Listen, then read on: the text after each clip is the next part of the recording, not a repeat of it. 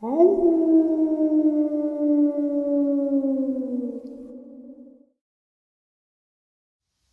greetings and salutations, everyone. I hope everyone is still doing well, and welcome to tonight's second half. Before we jump into it, a couple links. As many of you know, I rely on Patreon, PayPal, channel membership, and the merch to help the channel to continue to grow and go. Links to Patreon, PayPal, and channel membership is in the description below. Merch displayed directly under the video. Also, Dogman, Frightening Encounters, Volume 1 through 3, the audiobook versions. They were written and researched by Tom Lyons, narrated and produced by me, Jeff Nadolny. Those audiobooks are available on Audible, Amazon, and iTunes, links to which are also in the description as well. And finally, last but definitely not least, if you'd really like to help support the channel to continue to grow and go, simply subscribe. It does not cost a cent. Click the like button, takes half a second. If you don't want to miss out on any of the informative uploads I put out daily, click that bell icon, and folks, please leave a comment. Why? Well, because all of these things really do help the channel to continue to grow and go. And yes, they definitely do matter. Now, everyone, I have taken far too much of your time. Let's jump in to today's second half, shall we? All right, so through the years, I've had the fortunateness of meeting a ton of amazing people. And unfortunately, through the years of this channel, a few of them have passed. Just recently, Dave from Texas, just an amazing guy. Jeff Deere passed right after my birthday about 2 years ago. And Terry Bateman. This interview that I'm going to share with you is Terry Bateman and Jody Bateman, their brothers, their interview that we did together. Terry was one of the first people to reach out to me with an experience that he wanted to share, but he actually sent me the entire experience and a bunch of news articles to go along with it, but asked me to wait. And I waited. I waited about a year until he said, you know what, it's time. And I shared his experience. His brother came on and verified a lot of it. And then I had the fortunateness of having Terry on by himself. But this interview, this Terry and Jody, having both of them on was just a really amazing interview because you got to hear both sides of an experience, and both guys are super, super nice people. So, terrifying experience, great people. Let's get into it.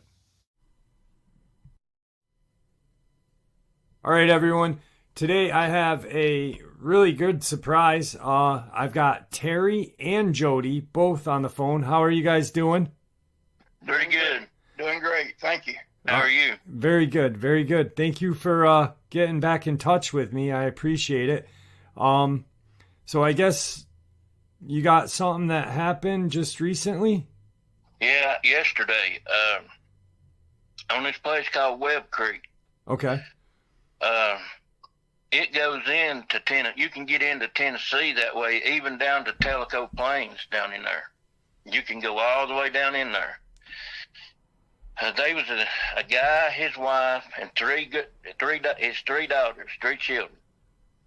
They was in a Razor, and they was flying up that road that goes down that way, and it's got all those cutouts. Yeah, and Kudzu up in there, and it's got those laurels. It's got a lot of laurel. Well, they had been up there most of the day. Now this is yesterday.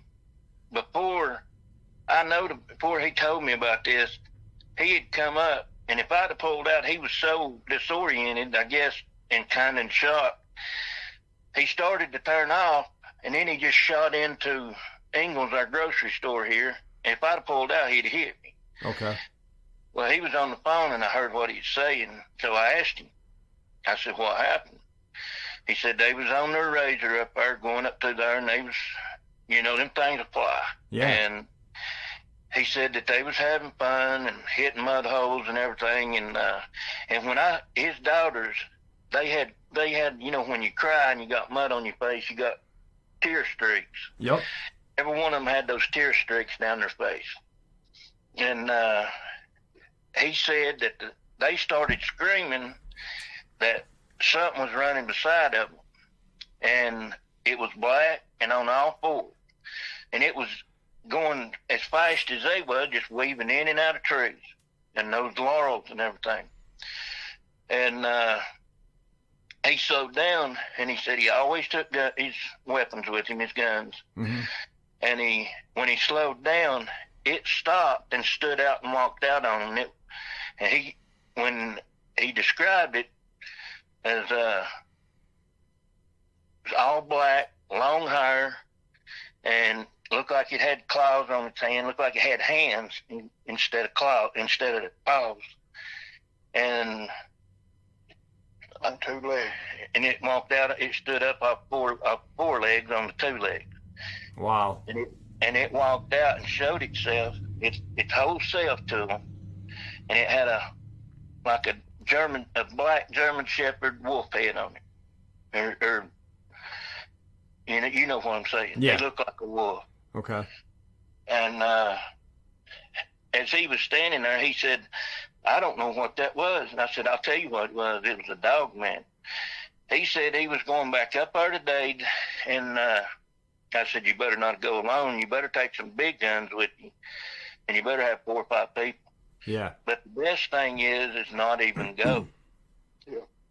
And my sister has been going up there at the bottom of Webb Creek, helping this elderly woman, and she was up there yesterday.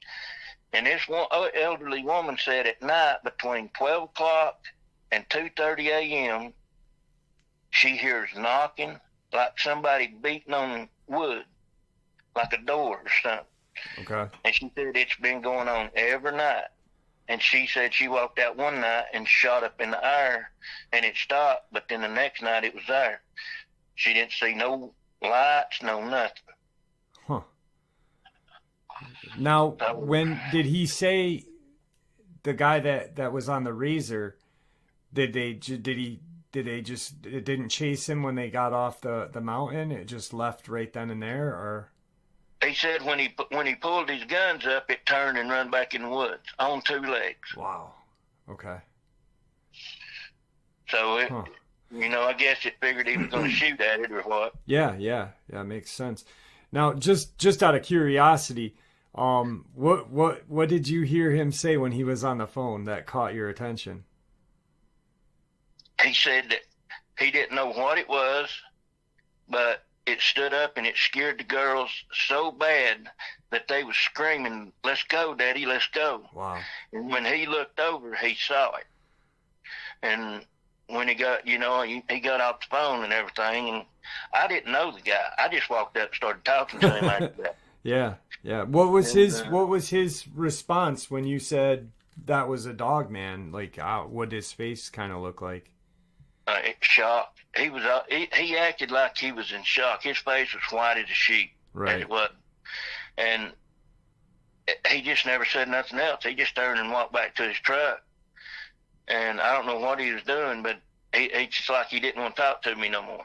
Right. Wow.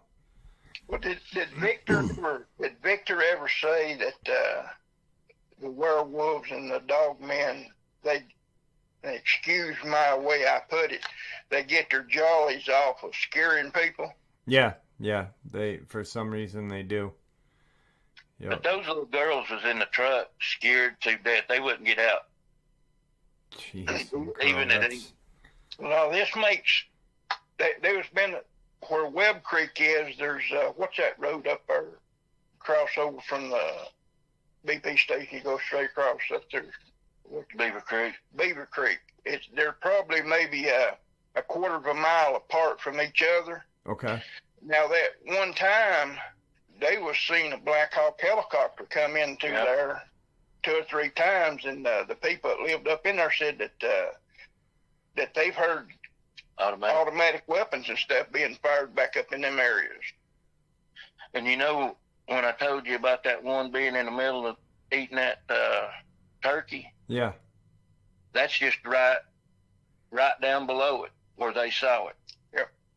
And then they said after they heard that automatic weapons fire up there, the Black Hawk come out there with a big net underneath it and looked like there was something heavy in the net that they flew back over.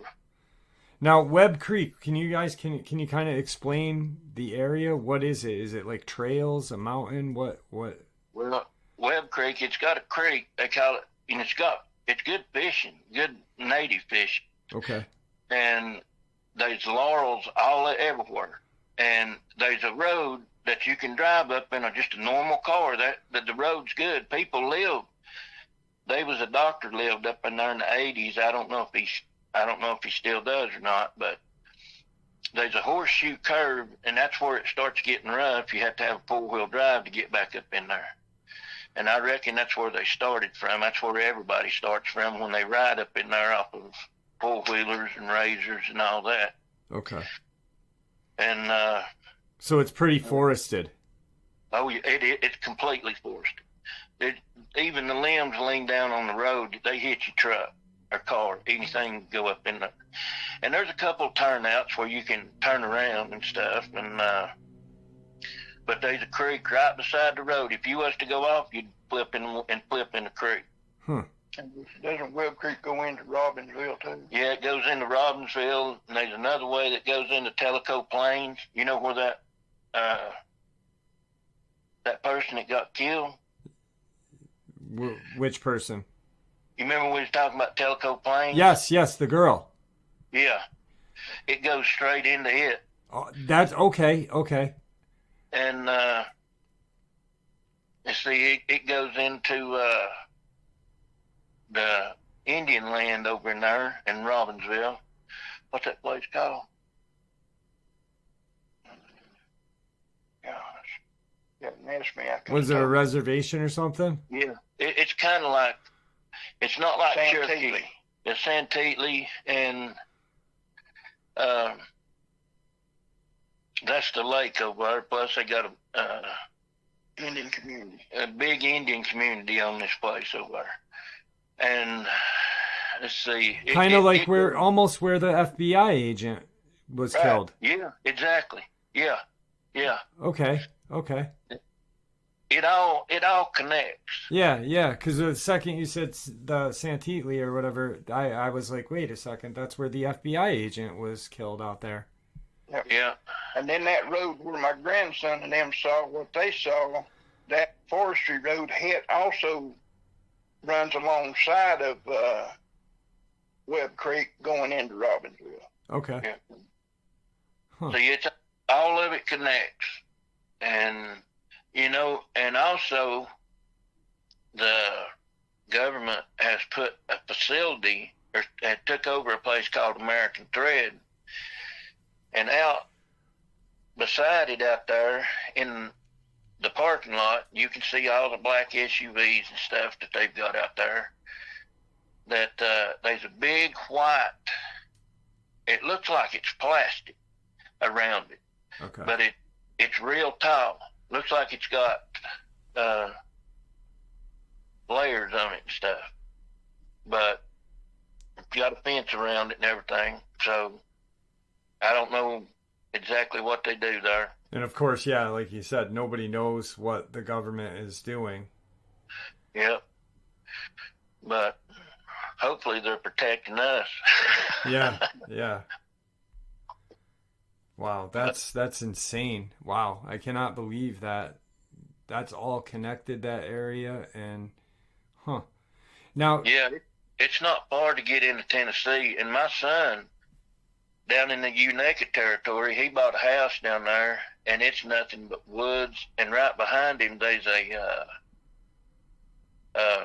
campground, and he's working on buying the campground, and it makes a lot of money during the summer, and people even camp there during the winter, and there's a lot of bears and stuff come down, and he's took my advice and bought a 4570 in case something else comes around.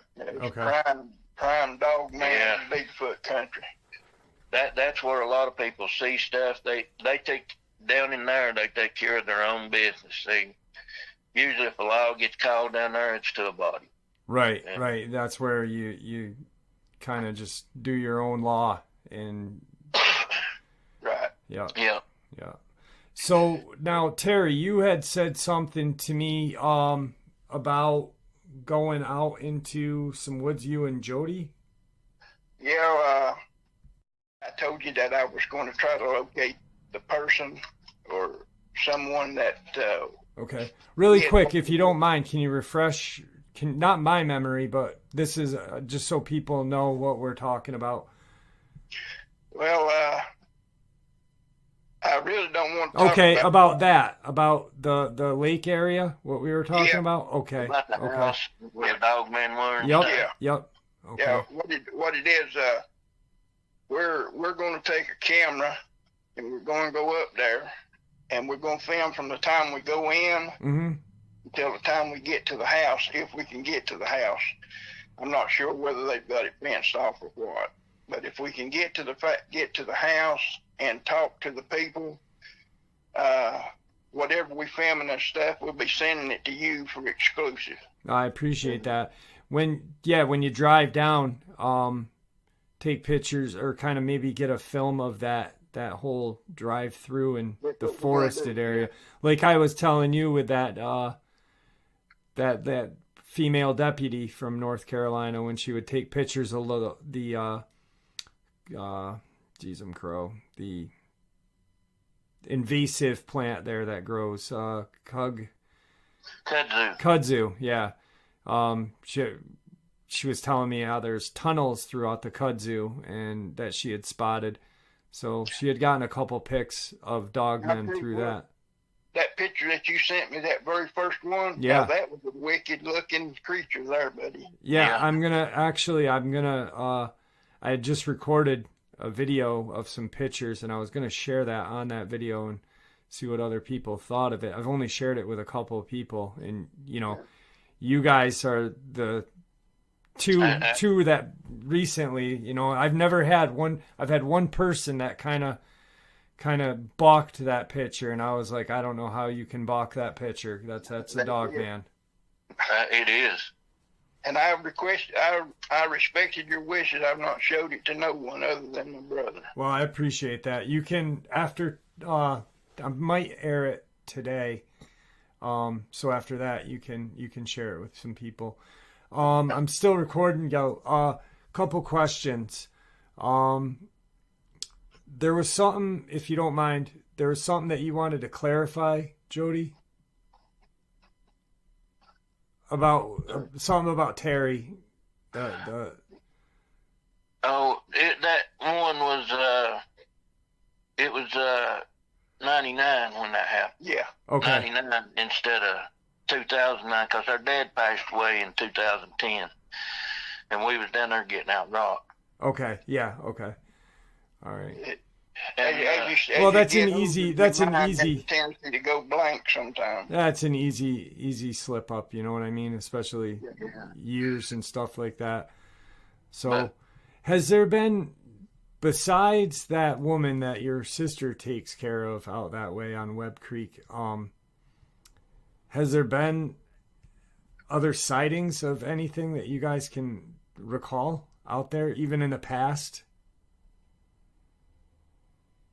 Well,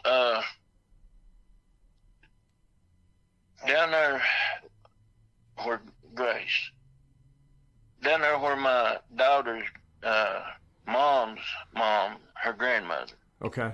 They had spent the night. Taylor had spent the night with her, and they happened to look out. They called me that night. They happened to look out the kitchen window, and sitting on the lowest limb was a black figure with the ears sticking up. It was a Dogman. They could see the snout, and it was huge. And Taylor said it had red eyes. Okay. But nobody else told me that what color the eyes was. And they went to the phone and got the phone and called me, and when they come back, it was gone. And there's houses everywhere. And there's a lady that lives right above up there. She hears tapping on her windows at night. And she's an older lady, good woman. And she's straight up. And she's got some pretty big guns in there too, and she'd use them.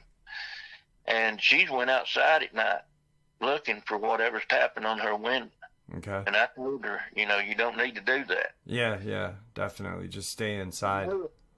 Another thing that happened, you remember when all them coyotes, they said they sounded about a mile from where Jody's daughter saw this across what they call Valley River. They said they heard what they thought was a war going on. Said these coyotes was a screaming and a hollering and like fighting and everything going on. The next day, was it Game and Fish that went over there? Right.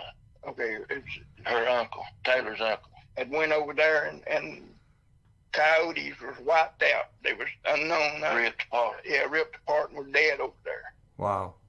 So whatever got a hold of them tore them apart. And see, there's trash dump. The dump is there. Okay.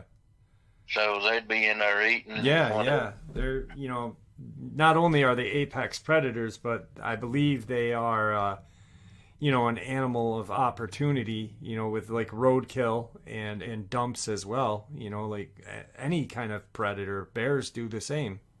Yeah. Did you tell him about that dog we found in the road up there? Yeah, but that's something where I told you that me and Terry had, went back and looked at that dog where the chunk was took out of its shoulder. Yeah. Right below that, there's a field there that we used to put a garden in, big garden. And now Kudzu takes it over.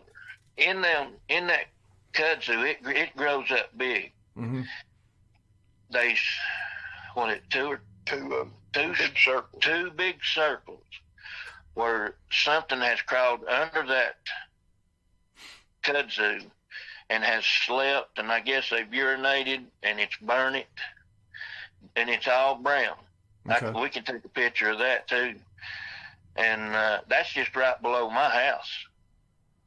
And that just blows my mind. Yeah. If you look on it's US Highway 19. Okay. If you look on it, where the 4-lane turns 2-lane and just follow the 2-lane up, you'll see the big field if you look on Google Earth. And I'd say it probably, if they took a recent picture of it, you can see the brown spots. And it's a perfect circle. It looked like a spaceship. Yeah. But you couldn't see it until the Kudzu died down. Right. So something had to be sleeping under there. Yeah. Just like that deputy. I mean, I really believe that, I didn't know what kudzu was because we don't have it up here. But the way she explained it to me, and after talking to a lot of people in the southern states, how they've described it, it seems like it'd be a very opportune place for anything to hide and live in. The way it grows, it's shelter. Yeah. And once that stuff is, you can throw it out, you can burn it, you can spray it, it comes right back.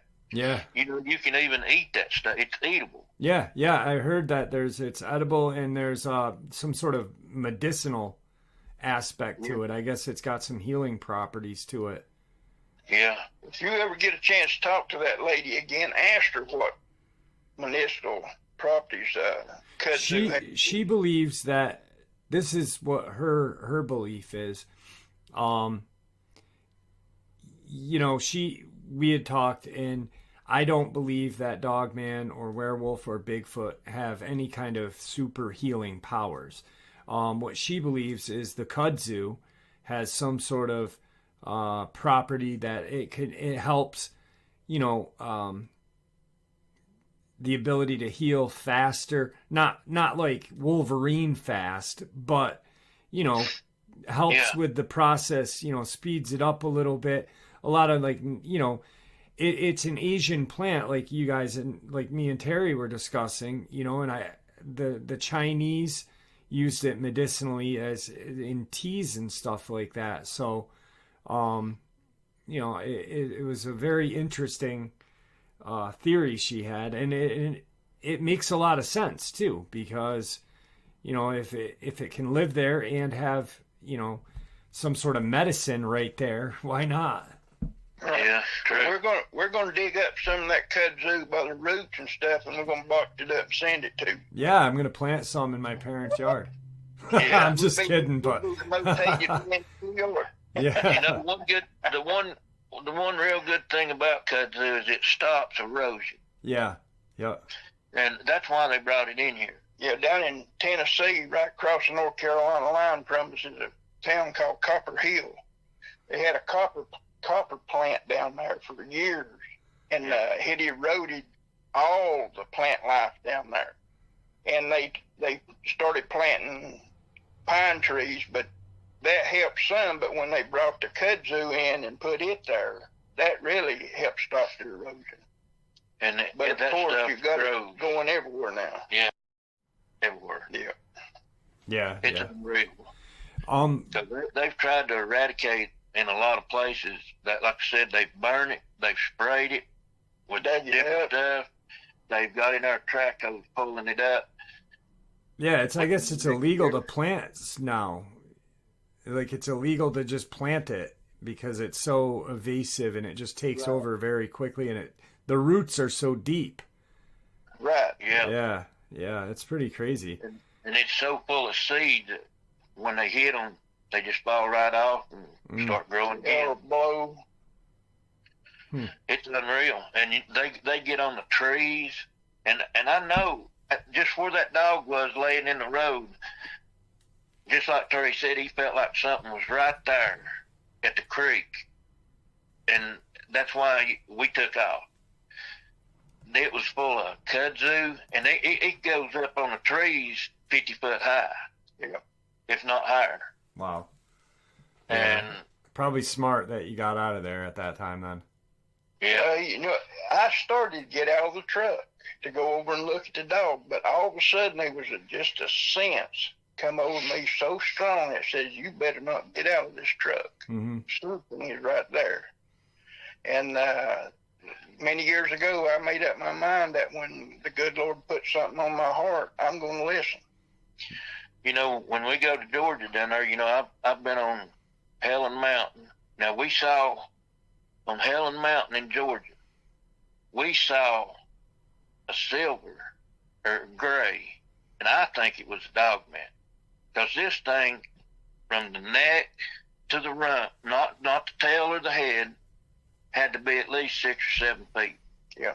And its back was lower than, where its front was higher than the back. Right. And this thing had a big head on it. And it just turned around and looked at us like it dared us to do anything. You know, funny thing is I just got a subscriber reached out to me and was talking about Jackson County, Georgia. And that's where we go. There's a book called Early History of Jackson County, Georgia. And there had been some, just recently, within the last two or 3 years, there had been some cows that were tore up. Not surgically. There was, about 6 years ago, there was some cattle that were, you know, surgically taken apart. But these ones had been really slaughtered, mutilated. But in this book, they sent me a couple pages. They took a photograph of the pages. And the early founders of the town were describing a Dogman word for word.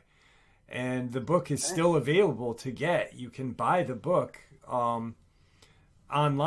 So I bought it. I'm waiting for it to come so I can check it out. But yeah, they called it the Wog. And it was a wolf-like creature that was the size of a small horse. Okay. Well, you remember when I shot that, after that, I shot that Dogman. Yeah. And then a week later, I shot that fox. That was Jackson County, Georgia. Now, is that where you shot the Dogman, was in Jackson County? No, that was Oglethorpe County. Okay. Where the fox was looking dead at me and come up on me was in Jackson County. That's where I was living. Yeah, and it was you had a weird feeling about that fox. Yeah, and it just disappeared. When I shot it, they wasn't no hair, no nothing, no blood, no nothing. That's weird. And Shay that was with me, he couldn't believe it.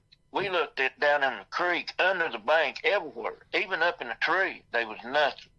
We don't know where it went to. It just disappeared. Right. And I know I didn't miss it.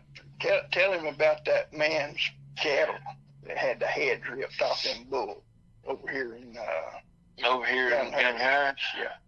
Over here in Young Harris, Georgia. Now, there was a man, he heard his cows going, hollering and stuff, and sounded like they was hurt. He grabbed his gun and went out, and something was killing his cattle right there. And they was like 10 or 12 of them Mm-hmm. that was killed already, that had the heads ripped off of them. And he shot this thing, and when he called the DNR, we call them game wardens. Right. And they came out, and they told him it was a bear. He said, well, I ain't going to have to worry about that bear no more. And he killed it, but he wouldn't tell us exactly what it was. And it's buried over on his property somewhere. Huh. And one morning we was on our way to Georgia, and we saw something that looked like an elk. Tell him about that, John.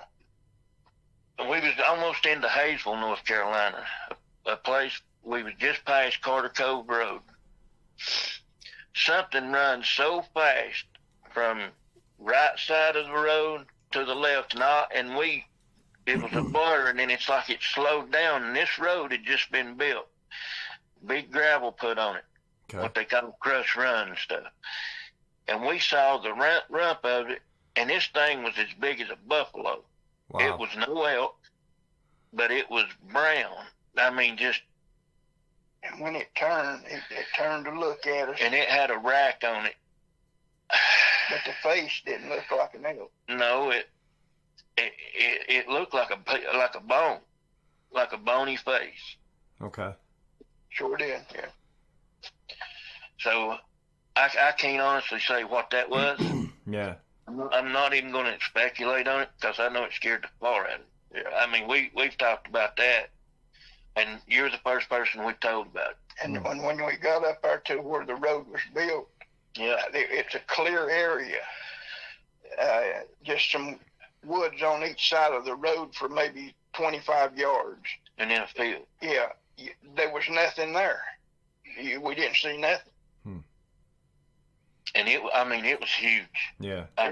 Massive. There's a lot of things out there that you see that you just can't. Yeah. Yeah. Your mind Process it. process. What in the world did I just see? Yeah, absolutely. I've said it a million times that, Dogman, werewolf, Bigfoot, they aren't just the only things that are out there. There's other things that, are otherworldly. Look at the that story from the hunter from Skinwalker Ranch when he was sitting up on that hill and he saw was a portal open about 6 feet off the ground in some sort of demonic animal looking creature dropped out of the hole and then ran into the woods. And he got up right then and there and got to his truck and left and never went hunting again. So, we don't know where these things come from. And Exactly. they also was talked about them big bulls they had. They had 4 of them that they went around and seen them, but when they come back around, they were gone. And then when they were looking for them, they found all 4 of them inside of a trailer. And they was no way that those bulls could have got in there by themselves or a human put them in there, and they couldn't figure it. And they were standing there like they were in a daze. Yeah. When I can't remember whether he tapped on something or opened the door or something. I can't remember exactly what it was. When they come back to, I say back to reality, they started tearing that thing out, trying to get out of there. Yeah, because they crowded themselves coming out. They, just like anybody that's been around farm animals, really knows, like they're not that intelligent, and they'll crowd each other to try to get to the outside. Yes, sir. Yeah. I've asked myself, how, other than a UFO, how did they get put in there like that? Yeah, that's a very strange place. That's And a whole different entity. Me and Joe have always talked that whatever we see, we don't never tell a lie about it. Yeah. Because a lie will always come back and bite you in the rump. Not only does it, it haunts you, but, it really ruins it really messes up cryptozoology. It puts a false kind of narrative on the things, and it makes people not believe. Yeah, it makes us look like we, our aluminum foil hat's bigger than what it really is. And I'm not one that's going to come out here and beat my breast and make up a bunch of lies and tell somebody, just try to make myself look good. Right. See, I have to answer to a higher authority, Almighty God, my Lord and Savior Jesus Christ. Yeah. And that I've told you. And now, granted, as the years have went by, I may have forgot a thing or two. Yeah. But everything that I've told, and I know everything Jody's told, has always been the truth. Well, I know that was, that you guys speak the truth, because the second I put that video up, Jody had messaged me saying, "Hey, I got to talk to you about, something that Terry had said that he had gotten wrong." And it was the date, which, I mean, is not anything major.